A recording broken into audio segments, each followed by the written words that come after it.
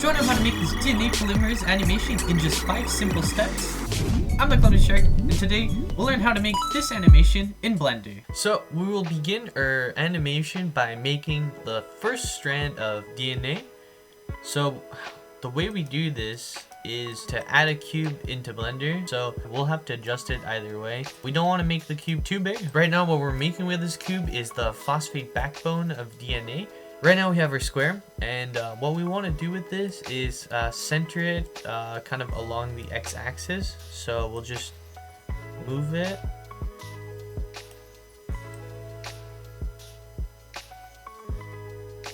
Right now is just a tiny bit too big in terms of the y-axis, so in width, so I'll just adjust that. And based on how big you want your phosphate backbone to be, you can always just adjust to your liking as well. So right now I'm pretty happy with how this looks.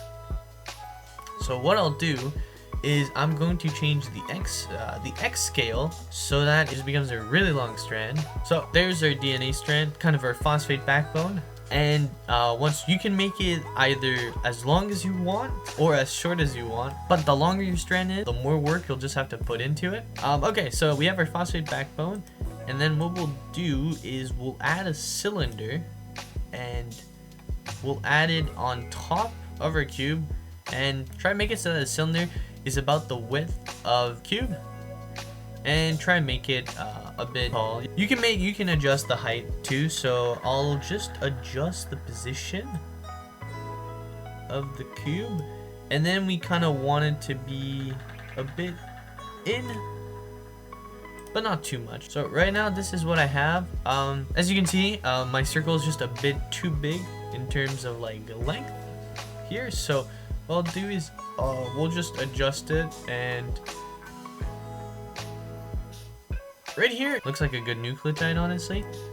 So yeah, so our cylinders are actually going to be our nucleotides. So we have cube as the phosphate backbone and our cylinders as our nucleotides, and the goal is to just copy and paste these cylinders along the entire strand. So I'll show just a couple, and then we'll just time lapse, and then boom, I'll show you when the strand is done. But how you just do it, I don't know the keyframe to duplicate it, so what I do is I just duplicate the object, and then I just press in the middle of my mouse, and then this will just give you kind of like the X, Y, and Z axis through which you are able to just move the nucleotide. So what I do is just slide it along the X axis, just a couple of nucleotides, or just a couple of distance, and then be careful, sometimes it will slide, but just try and hold it as still as you can. And yeah, so far we have 3 nucleotides down and this whole strand to go. But yeah, I'll check back with you guys when it's done.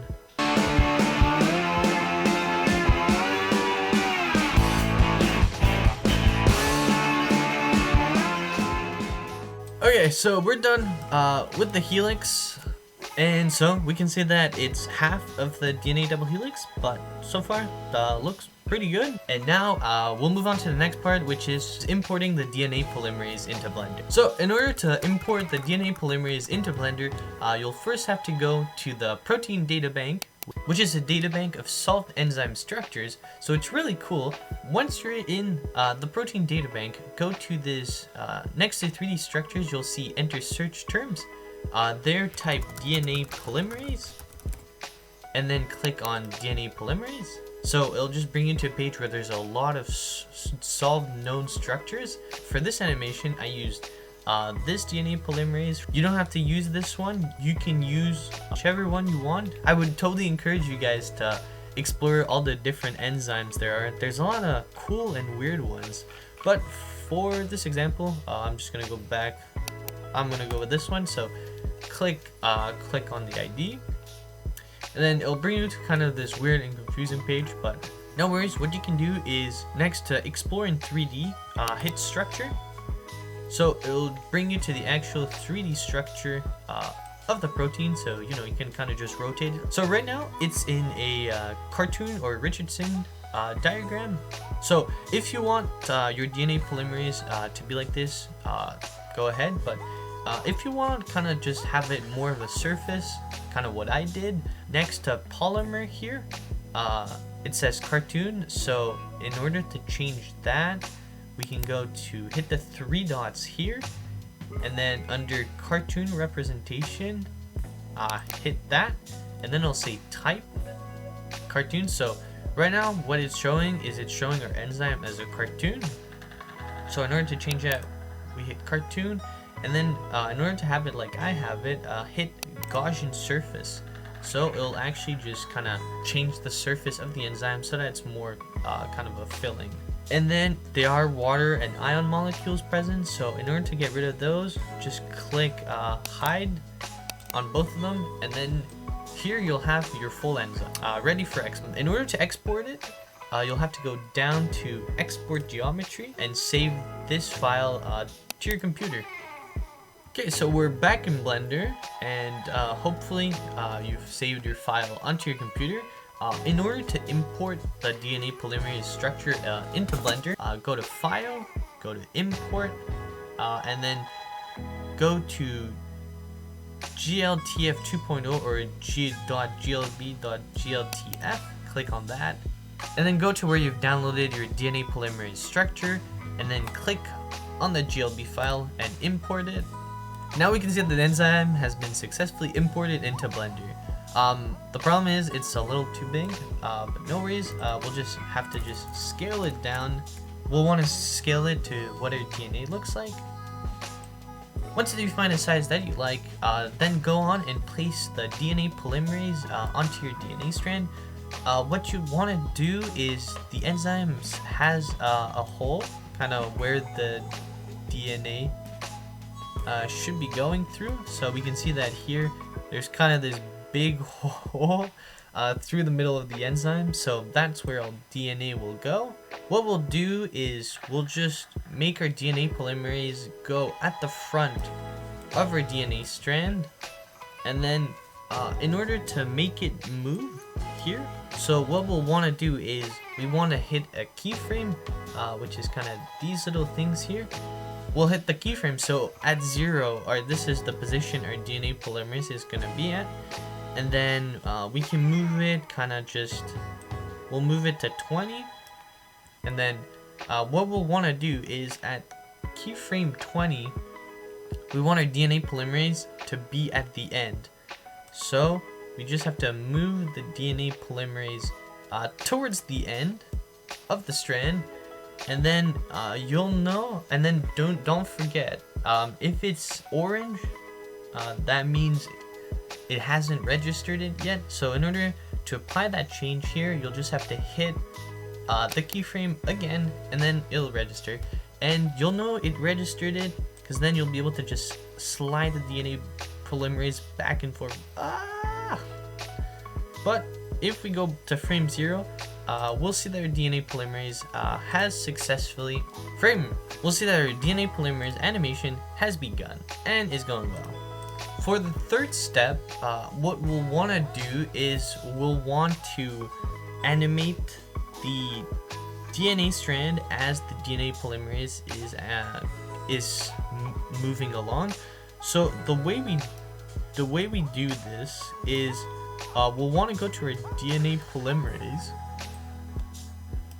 and what we'll want to do is create another strand of DNA. So in this case, what we'll want to do is we'll actually want to duplicate our cube that we created at the beginning.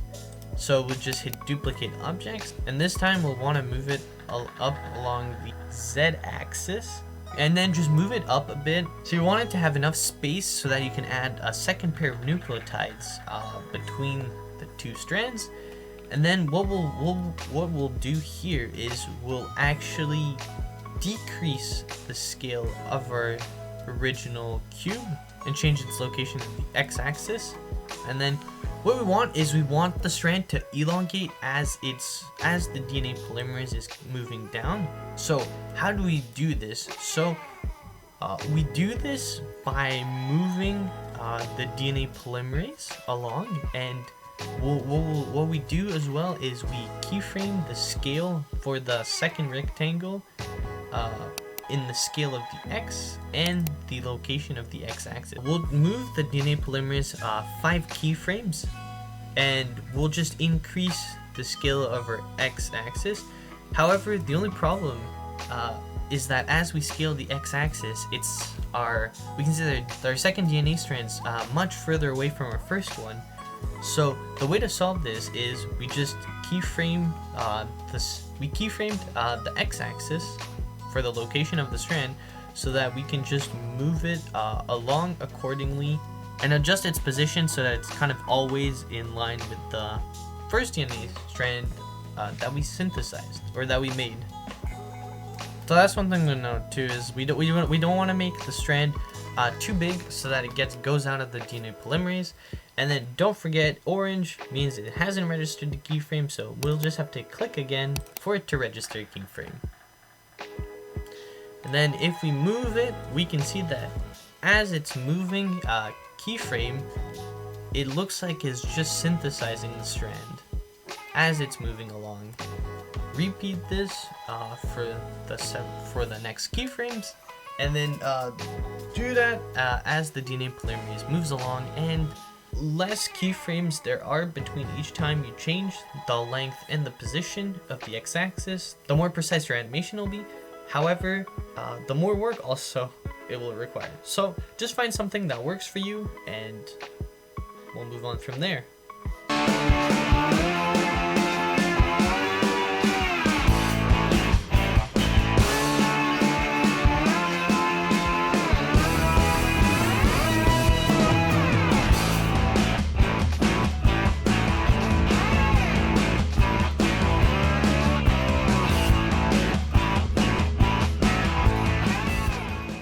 Okay, so we're back, and our second DNA strand is done. So we'll just play back, and we can see that the animation is kind of starting to become something. So if we click up here, we'll just play our animation, and it's working.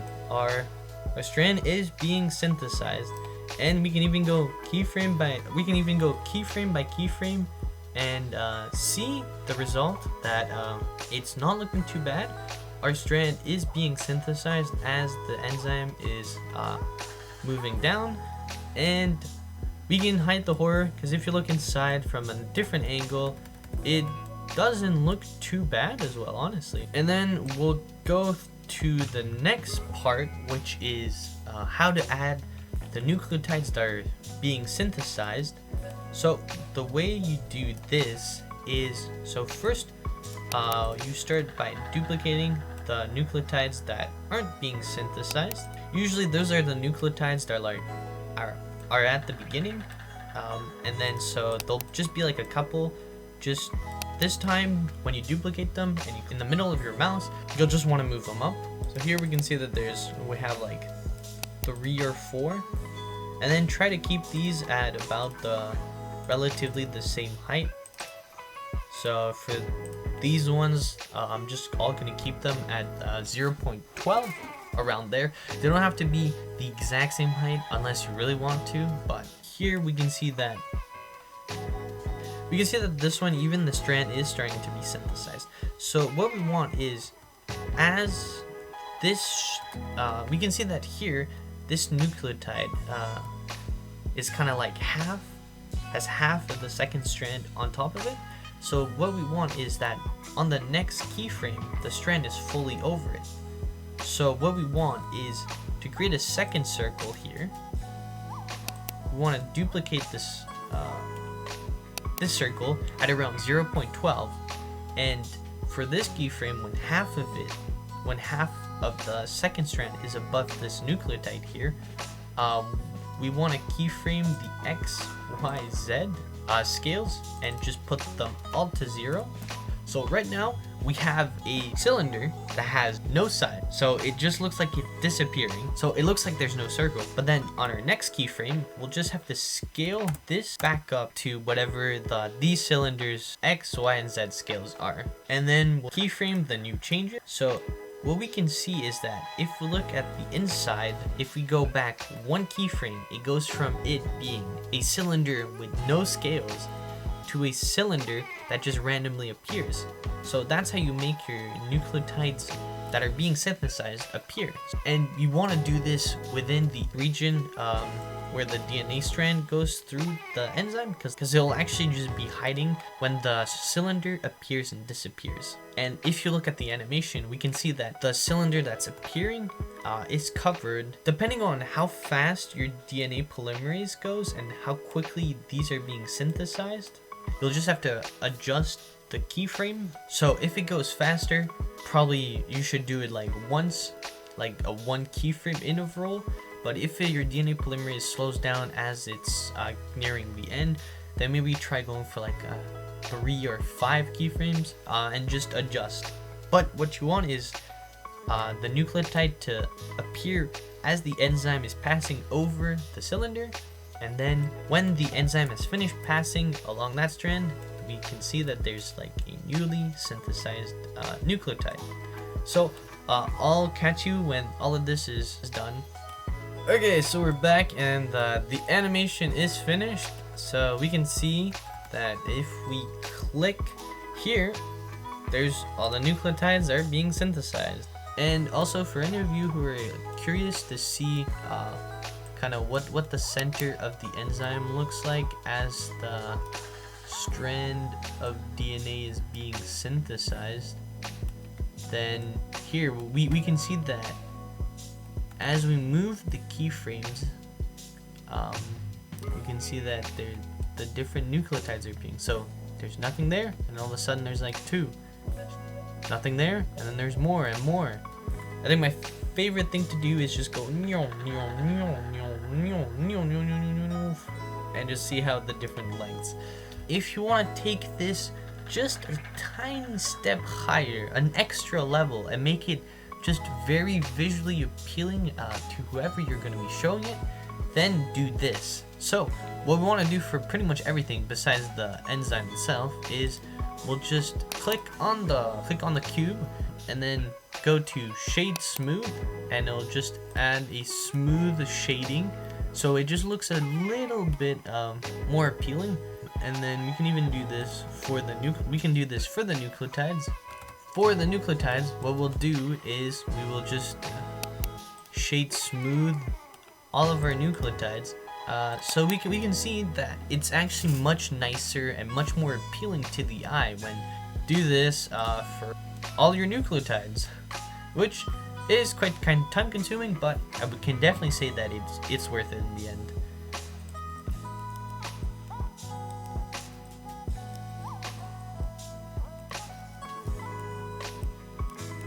And here, sometimes the nucleotide won't shade smooth at the first time. I don't know why that happens, but kind of keep using shade smooth until it works. And also, if there's a faster way to smooth all these things, please let me know down in the comments below, because it would definitely help me save a lot of time. Okay, so we're done adding the shade smooth to all the nucleotides.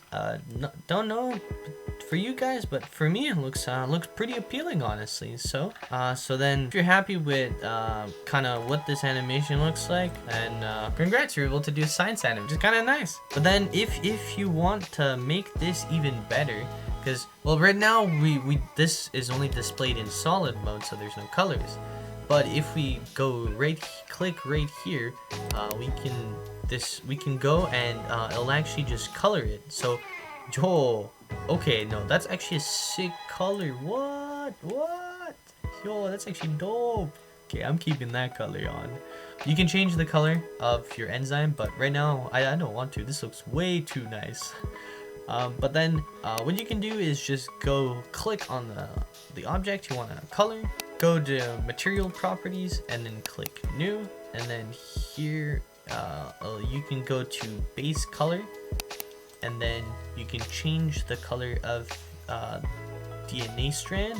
I like to make it just a light blue, but you can make yours whichever color you want, honestly. And then here, if you want the same color on the other strand as well, or not, I don't know. You can make a different color to represent the strand that's being synthesized in the original strand. Right now I'm just gonna make it so they're the exact same strands. So click on next to new for material properties for this one. Click on this little icon here and then click material 1. So this has color material 1, and I'm just making it the same color. And then for your nucleotides, honestly, do the same step and choose the colors you want. I like pretty vibrant colors for my nucleotides, so then people are actually able to see them.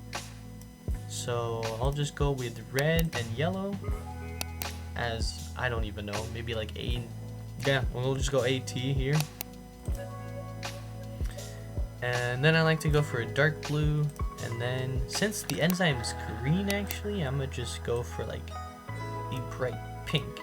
And then for all your nucleotides, you want these to match up or not, depending, because you can make them not match up and say here it made a mistake. So that could be a neat way. But here, just click again next to new, click on this icon, and then just add the colors of the pre-existing nucleotides, and then just keep on adding, and then add color for all of these, and then I'll see you once this is fully done.